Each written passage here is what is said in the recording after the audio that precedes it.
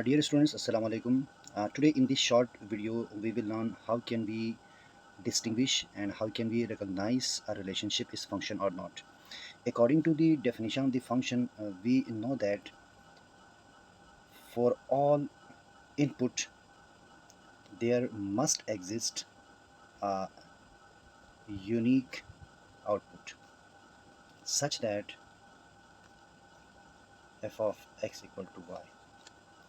This is the definition of our function. We say that for every x in capital X, for every element of this set x, there must exist a unique. A unique means one and only one, exactly one codomain element y in the set of codomain, such that y equal to f of x, which is the Euler definition for the function. So dear friends, if we take a relationship like, let's suppose I develop a set of x, a, b, c, and I develop a set of codomain that is our y, 1, 2, 3, and we want to check the form or the type of the function or the relation between these two sets. If the relationship is in this way that every input possesses a unique or exactly one image in y, dear students, we see that every element of x has an image. Every element of x is having one arrow. That is the important thing. There must not be any element in x which is unmapped, यानी x के अंदर कोई भी एक ऐसा element नहीं होना चाहिए जिससे y पर कोई मैपिंग नहीं हुई हो, पहली बात। दूसरी बात, x के अंदर जितने भी एलिमेंट्स हैं हर एक से एक सिंगल एरो यानी एक एक मैपिंग होनी चाहिए y के एलिमेंट्स पर, यानी एग्जैक्टली वन इमेज इन y। तो ये वाली दो कंडीशन अगर जस्टिफाई होती है तो ये हमारे पास फंक्शन होने के लिए सनद है। लेकिन y के अंदर ज़रूरी नहीं है कि हमारे पास एक एरो जा रहा है या किसी एक एलिमेंट पर दो जा रहे हैं या कहीं पर नहीं जा रहा। तो y के एलिमेंट पर इमेज का जाना ये फंक्शन के होने या ना होने का मेयार नहीं है। The standard to be the function, the elements of x must be mapped, and number two, every element of this capital X must have only one image in y. So according to these definitions and properties, we can see in this relation A is having a unique map in y, that is 1, B is having 2, and C is having 3. Every element of x is having one and only one image in y. It means initially, according to the definition of function, it is a function. Of course it is a function. But if we ask or if we discuss the form of the function, according to the injective property, every element of x must have exactly one y, यानी कि x के हर element का सिर्फ और सिर्फ एक अलग ही y पर उसका मैप होना चाहिए। तो ये डेफिनेशन भी इस वाले रिलेशनशिप के लिए डिफाइन हो रही है। देखें, x के एक एलिमेंट के लिए y में एक, x के एक एलिमेंट के लिए y में एक और x के c एलिमेंट के लिए y के अंदर 3, यानी हर एलिमेंट का एक अपना एक डिस्टिंक्ट एक डिफरेंट इमेज है y के अंदर। तो इस फंक्शन को हम इंजेक्टिव फंक्शन कहते हैं, जिसको हम वन टू वन फंक्शन भी बोलते हैं। तो ये इंजेक्टिव फंक्शन भी है कि प्रॉपर्टी आ गई।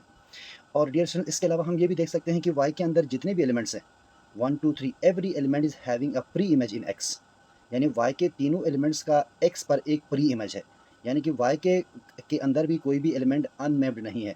तो जब भी हमारे पास से किसी भी रिलेशनशिप के लिए या किसी भी फंक्शन के लिए ये जो हमारे पास कोडोमेन और रेंज, ये दोनों एक दूसरे के इक्वल होते हैं, तो ये हमेशा सर्जेक्टिव फंक्शन भी होता है, यानी इसको हम ऑन टू फंक्शन भी बोलते हैं।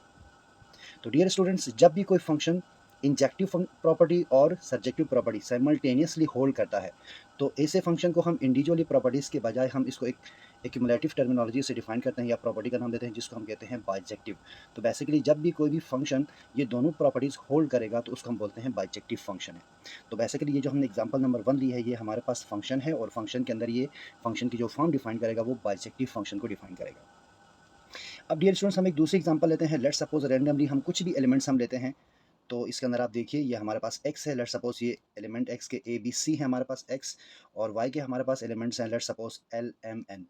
अब डियर स्टूडेंट्स, अगर मैं इसकी मैपिंग ऐसे करता हूँ, a l पे जा रहा है, b भी l पर जा रहा है और c भी c जा रहा है n पर, ठीक है। अब डियर स्टूडेंट्स, c x के हर एलिमेंट से तो y पर कोई ना कोई मैपिंग हो रही है, यानी पहली कंडीशन x के हर एलिमेंट से एक एरो जा रहा है और दूसरी चीज़ x के हर एलिमेंट से एक सिंगल एरो ही जाना चाहिए, तो ये प्रॉपर्टी फुलफिल हो रही है। तो इनिशियली ये जो हमारे पास गिवन रिलेशनशिप है, ये हमारे पास एक फंक्शन है। अब फंक्शन के बाद हम टाइप पर आते हैं, तो आप देखें डियर स्टूडेंट्स, यहाँ पर हमने एग्जांपल नंबर हमने कहा इंजेक्टिव फंक्शन यानी 1 to 1 फंक्शन के लिए हमने कहा कि हर डिस्टिंक्ट एक्स का एक डिस्टिंक्ट वाई होना चाहिए। लेकिन यहाँ पर देखें डियर स्टूडेंट्स, हमारे पास ए और बी एक्स के दो डिस्टिंक्ट एलिमेंट्स हैं, लेकिन इन दोनों का जो वाई पर मैप आ रहा है वो एक सिंगल एलिमेंट पर आ रहा है, यानी एल पर आ रहा है। इसका मतलब ये हुआ कि ए और बी के लिए ये वैल्यू यूनिक तो है, लेकिन ये हमारे पास exactly for every x in capital x there is no exactly one image in y. तो इस बिना पर ये 1 to 1 प्रॉपर्टी को होल्ड नहीं करता। ठीक है जी। अब दूसरी प्रॉपर्टी हमने बात किया कि सर्जेक्टिव फंक्शन के लिए हमने क्या कहा, there must not be any number in capital Y which is not having any preimage in X. यानी कि कोडोमेन के अंदर कोई भी एलिमेंट ऐसा नहीं होना चाहिए जिसका एक्स पर प्री इमेज ना हो, यानी हर एलिमेंट पर एरो लगना चाहिए। तो यहाँ पर डियर स्टूडेंट्स देखिए कि हमारे पास ये जो एम एलिमेंट है वाई पर कोडोमेन पर, इस पर कोई भी एरो नहीं आ रहा, यानी इसका कोई प्री इमेज नहीं है एक्स पर। तो इसका मतलब ये हुआ कि ये सर्जेक्टिव फंक्शन भी नहीं है। जब एक फंक्शन इंजेक्टिव भी नहीं है, सर्जेक्टिव भी नहीं है, तो वो फंक्शन हमारे पास होगा इनटू फंक्शन।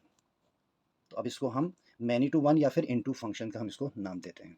ठीक है डियर स्टूडेंट्स। अब एक एग्जांपल और देखते हैं, example number 3। Let's suppose we have the set of elements x, set of elements y। हमारे पास ये एक रिलेशनशिप है जो कि फंक्शन है। लेट्स सपोज हमारे पास एलिमेंट्स यहाँ पर हैं a b c d और यहाँ हमारे पास हैं l m n। अब dear students, let's suppose a हमारा जा रहा है m पर, b हमारा जा रहा है l पर, c हमारा जा रहा है m पर और d हमारा जा रहा है n पर। तो dear students, see A B C D इस कैपिटल एक्स यानी हमारे इनपुट्स हैं। अब इन इनपुट से देखें एक ही एरो जा रहा है और कोई भी एलिमेंट से बगैर एरो का नहीं है, यानी कि no element in X is without mapping which implies that it is a function. तो इनिशियली ये हमारे पास इसकी फंक्शन की प्रॉपर्टी डिफाइन कर रहा है। अब ये 1 to 1 फंक्शन यानी कि हमारे पास इंजेक्टिव फंक्शन है या नहीं है? इंजेक्टिव फंक्शन ये नहीं है, क्योंकि ये देखें एलिमेंट ए एक्स का और एलिमेंट सी दोनों एम पर जा रहे हैं।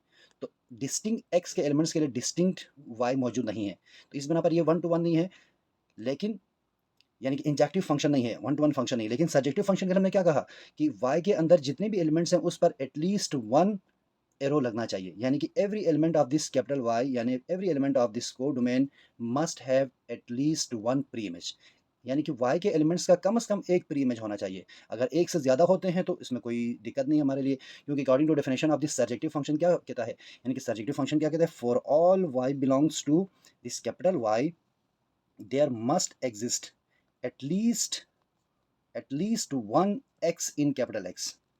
ये सब्जेक्टिव फंक्शन की डेफिनेशन है, यानी कि y के तमाम यानी कोडोमेन के तमाम एलिमेंट्स के लिए there must exist at least one preimage in x। x के अंदर कम से कम एक प्री इमेज होना चाहिए। लेकिन यहाँ हमारे पास देखें m का तो दो प्री इमेज है, तो अच्छी बात है, कम से कम एक की कंडीशन है, तो यहाँ पर दो है, अच्छी बात है, l का भी एक है, n का भी एक है। तो according to definition of subjective ये हमारे पास आ गया सर्जेक्टिव फंक्शन। अब क्योंकि ये इंजेक्टिव फंक्शन नहीं है, तो इस बिना पर ये बाइजेक्टिव फंक्शन नहीं हो सकता, क्योंकि सर्जेक्टिव प्रॉपर्टी तो ये होल्ड कर रहा है, लेकिन ये इंजेक्टिव प्रॉपर्टी होल्ड नहीं कर रहा। Thank you.